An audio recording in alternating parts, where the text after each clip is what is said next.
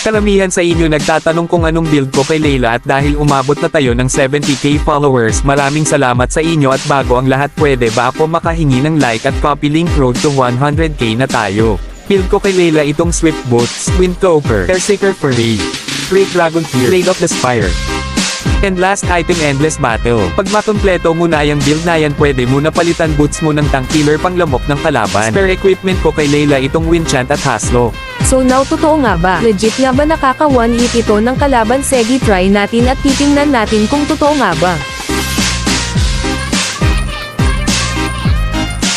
Kung makikita nyo level 15 yung Mia, baka kasi may bomo bosses na naman dyan. So ayun, legit nga tong build na to, kayo na humusga. So ayun, susubukan na naman din natin sa tunay na laro.